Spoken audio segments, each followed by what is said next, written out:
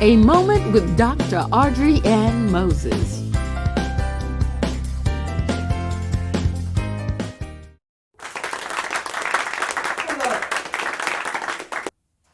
Hello, this is Dr. Audreyann Moses, and you are with me on Dr. Audreyann's Moments. And today I wanted to talk about attitudes, and I wanted to talk about how that fits into our character and how it fits into our temperament.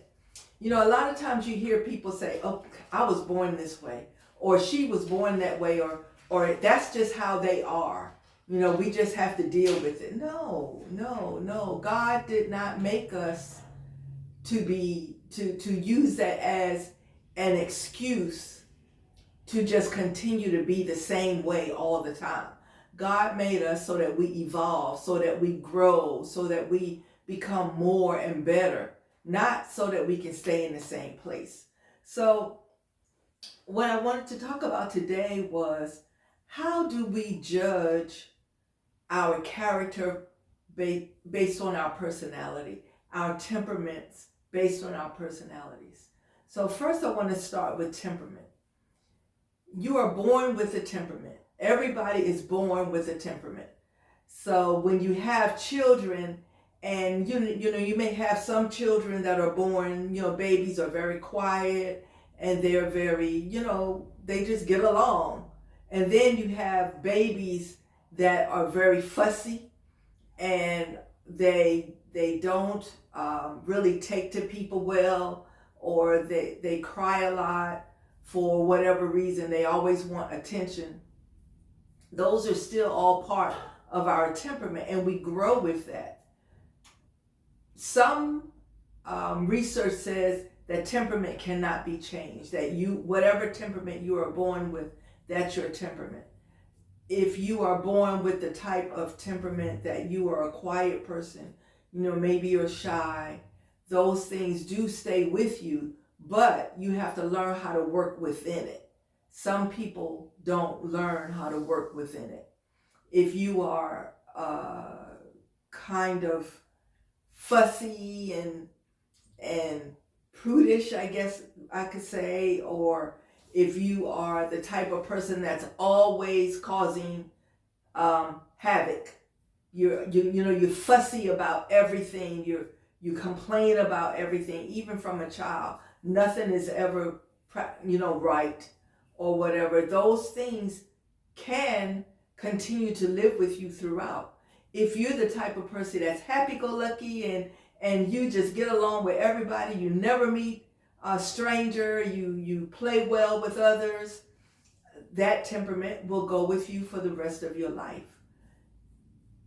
So if you have a temperament that you particularly don't like, or you see that it clashes with other people, how can you turn that around so that you can be a better person?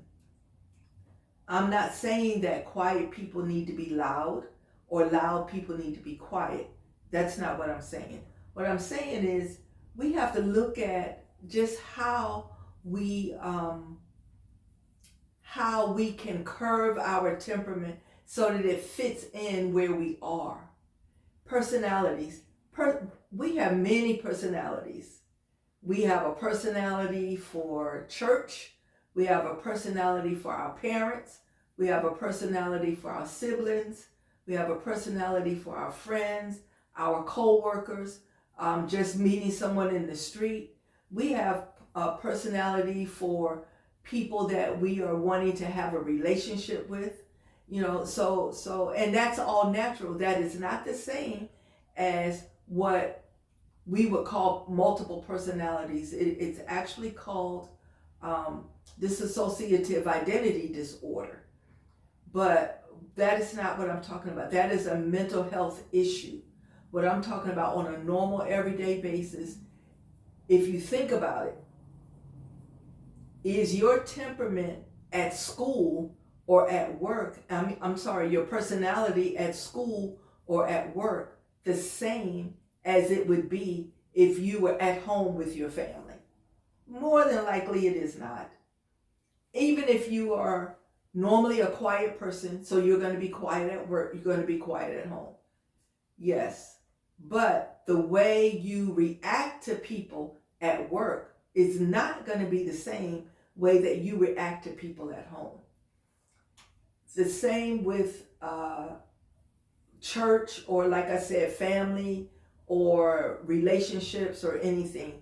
Your personality changes in order to suit the situation. And your temperament, you can do the same thing with your temperament. If you are a bubbly person, always doing things, always up front, always the one that people go to help make things happen, that's great. But there are times when you know that you need to step back and let somebody else in. If you are unwilling to step back and let somebody else take over that role, then that's a problem. If you are a very shy person, I have friends of mine that, I can never get up front and do anything. I just cannot do it. Yes, you can. I do it every day. I am introvert. I'm introvert. I don't particularly like being up front all the time, but I love to teach. I love to sing. I'm the choir director. I do a lot of things that put me in the front, and I gear myself up for that. I know if I have to do a lecture somewhere, I make sure that I have my notes in a way so that I don't feel like I'm going to be cumbersome or confused. I make sure that I put myself in a place where I will be able to handle dealing with a lot of people. And when that event is over, I go find me a quiet corner and I sit in that corner and I meditate. Because introverts and introverts are the people that are quiet and they like to be in the background in a quiet place. Introverts are the exact opposite. Extroverts get their energy from people, from noise, from surroundings, from things happening. That's where they get their energy from. Extrovert. Introvert people like me get their energy from the quiet, from being away from people. So if I have to do an event, then I know my temperament is to not want to be up in front of all of those people. But I sit myself in a place where I can meditate and I can kind of get myself calm and I can get myself in that position mentally and spiritually that I need to be in so that I can perform whatever it is I'm supposed to do. And then I do it, and then I go and sit down and I close my eyes. I remember once I was teaching a class. I taught, most of my classes had maybe 25 students. I went into this class, it was a brand new class, 45 students. And then the next, more students were signing up for the class. So by the time the class actually started, it was 60 students in one class. I was like, oh no, I'm not doing this. But of course I had to do it. It was my class. So every day before I taught the class, I would be in my office. I would lock my door. I would turn off the lights. I would pray. I would drink some tea and, to calm myself down and to make sure, go over my notes, make sure I'm ready. And then I would go into that class and we would just have a good time in the class. And when the class, and this was adults, it was university. And when the class was over, I would go back to my office and lock the door. I would give my students about 10 minutes to ask whatever questions they needed to ask. And after that, I went to my office, locked my door, turned the lights off, and just sat there and was like, oh, thank you, God, I've survived one more time. So, but what I did not do was allow myself to be in a position, put myself in a position where I wasn't able to do my job because I had decided, well, I just can't do that. That's not fair to me. It's not fair to my students.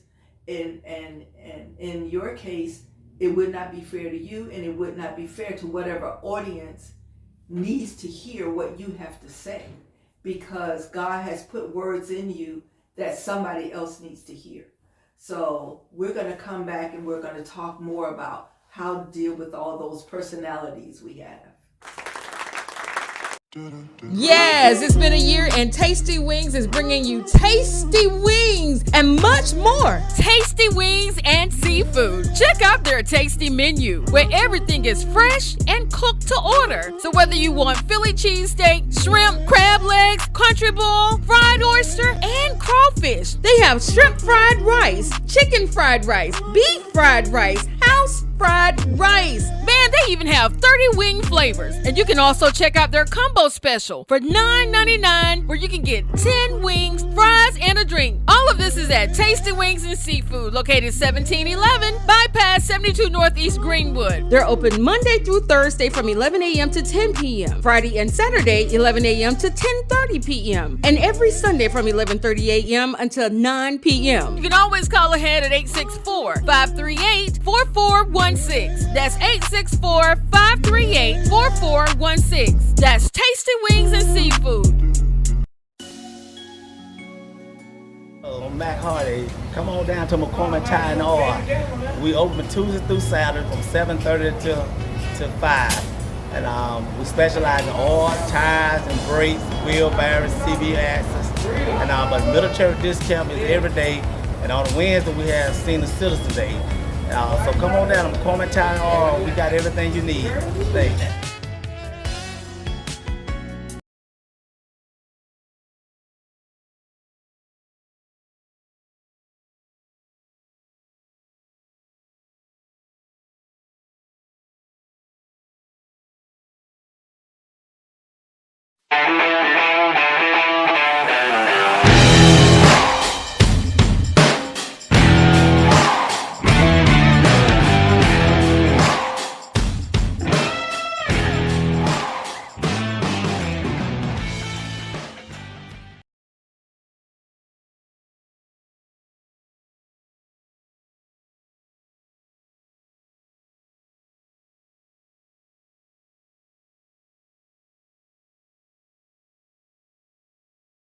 Welcome back. This is Dr. Audreyann Moses, and we are at Dr. Audreyann's Moments. And we're talking about personalities, and we're talking about temperament and character.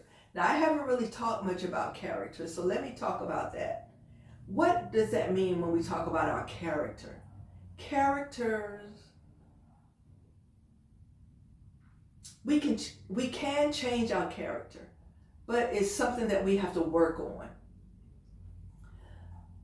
Character is described based on your morals, based on how you were raised, based on the environment you lived in, your parents, your ancestors, your spirituality. All of that comes together in order for you to have whatever your character is. And your character is so important because people judge you based on your character. People judge you based on how you act, how you treat people, how you talk, how you address things, how you handle situations. All of that is a part of your character. Again, you can't live on, oh, well, that's just how I am. You know, if something happens that you need to handle and you brush it off, or you yell at people because things are not going the way you want them to go, or you just shut down and don't do anything, then that is not good character. It's not good. You know, it shows that you have not allowed your temperament to evolve to a point where you are able to deal with situations the way they need to be dealt with. So what would be a situation? A situation could be that you are in a team. You're a part of a team, and in this your job for this team is to create a event. You're putting together things for an event at your church. So while you are working on this event, your job is to maybe do the decorations. Character determines how you're going to react with the other people around you helping with those decorations. If you're the type of person that takes in other people's ideas and you use those, you put all the ideas together, and you pray, or you just say, okay, we're going to do this together. We are a team. We're the decorating team. So we're going to do this together, and we are going to have a good time, and it's going to be a perfect product. Or are you the type of person that I'm in charge? So, okay, yeah, that's a nice idea, but I'm the one in charge, and this is how we're going to do it, period. Now, are there times when you may have to do that as a leader? Of course. But under normal situations, probably not. Under normal situations, you should be able to have a conversation with your team members and you all come up with a good plan. And that's not just for church, but that's for work, that's for home, that's for relationships. All of those things, if your character is the type of character that feels that they don't have to work with other people, they don't have to listen to other people, they don't have to abide by the rules, then you are not showing, first of all, you are not showing God respect. You're not showing respect for yourself, and you're definitely not showing respect for other people, because you have decided that you are the one in charge. You are, what do they say, the GOAT? I hate that word, but you are the one that has control, and no matter what, you're going to maintain that control, even to the detriment of your team and the project as well. That is not good. It is not good character, and it's not pleasing to God. On the opposite, you cannot have the type of character. There are people, I was one of those people, and sometimes I still am. I'm one of those people that my character is, I like to make sure that everybody has what they need. I like to make sure that everybody is happy. I like to make sure that that everything is flowing the way it's supposed to flow. And sometimes I will give way to the bully character. Sometimes I will give way to the bully character in order to keep the peace. That is not good either. If keeping the peace means that your project is not going to be as good as it could be because you did not speak up, then that's not good. It's not pleasing to God. It's not pleasing for you or for your team or for the project. So we want to have a balance. We want to be in the middle. We want to find that middle. We don't want to be the bully character that thinks that they have all the power, and we don't want to be the character that is so submissive and so passive that they don't allow themselves to speak up so that things move smoothly. Everybody has a voice. Everybody's voice is valid. Even the bully character's voice is valid. But we all want to be in accordance with, on one accord. We all want to be on one accord, and in order to do that, we all have to allow ourselves to merge together. We all have to allow our ideas to be on the table. Everybody's voice is valid. Everybody's ideas are sound. Even if it's a silly idea, even if it doesn't really make sense, twirl it around a little bit, and I guarantee you it'll probably fit right in with all the other ideas. So when we're looking at temperament creates your character. Character creates your personalities. If you have a bad character, then your personality is going to be bad. I heard something on the radio yesterday. I was like, what in the world are they talking about? But actually they were, the more I listened, I really understood. They were talking about people that are narcissists. Narcissistic people are kind, they smile, they always want to help you, they always want to do these things, but their underlying intent is to get you to trust them to the point that they can take over your life, that they can take over, that they can be in control of you. So we don't want to have that type of personality, that type of character. We don't want to be the type of character that says, I'm the one in power, I'm the one that knows what's going on, I'm the one that has the money, I'm the one that has the education, I'm the one that has the know-how, and so everybody has to do what I say. Everybody has to stay on my agenda or get out. God is not pleased with that. And you should not be pleased with that either. You should not be pleased with that type of an attitude, that the only way you are going to be happy is if everybody else is miserable. That is not a good way to present yourself to the public, to present yourself to God. God is not even looking at you, because God is ashamed that you would allow what he has created in you to put you to a point where you feel that it's only you, period. On the other hand, he does not want you to allow yourself to be walked all over. And there's no reason for either two. There is a medium that everybody gets along, that everybody gets to work together, that everybody gets to glorify God. Because when it all boils down to the bottom of the pot, anything we do in life is to glorify God. Anything we do for others is to present God to those people. You know, we always want to present a character that shows God. And if we are doing anything other than that, then we are not showing God, which means we're showing who, you know. So we're showing a bad character. We're showing the sour part of ourselves.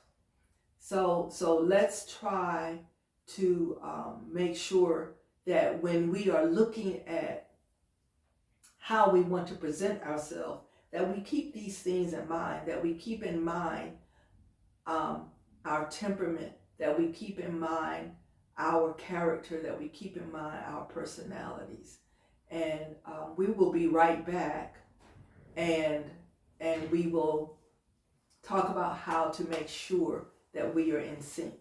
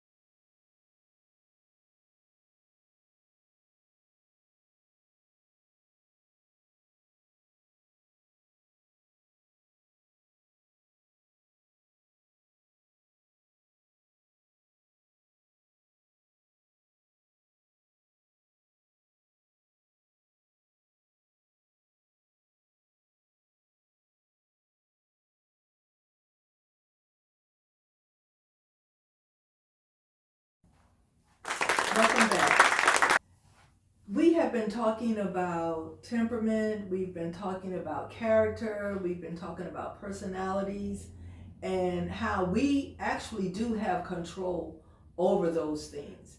And that we should not allow ourselves to live in that world where I was born this way, or this is just how I've always been. Because we can change.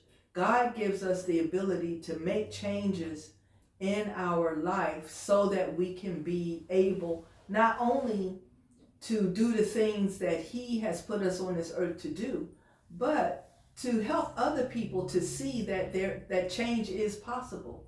Because people are always watching you. You may think that people are not paying you any attention, even though that's what you want. But be assured that people are watching you. Children are watching you. Adults are watching you. And they are watching your character and how people react to you. Unfortunately, especially in children, they may decide that, okay, that's how I want to be. I want everybody to jump when I say. I want everybody to be able, I want me to be able to just tell people what to do and when to do it and how to do it, and they do it without knowing how that fits in to regular life. If you are a leader, then yes, you do want people to do what you say, because sometimes it may be a life or death situation. I was in the military for 22 and a half years, United States Navy. And there were lots of times when what I said had to be done immediately, or, someone's life could be in danger. So we have to make sure that we put those personalities in place when they need to be in place, where they need to be in place, and teach children to do that. So that we don't have a world full of bullies with no purpose.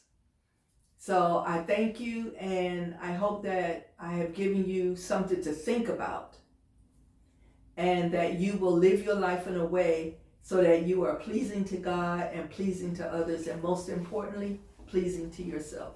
Be blessed and have a wonderful day.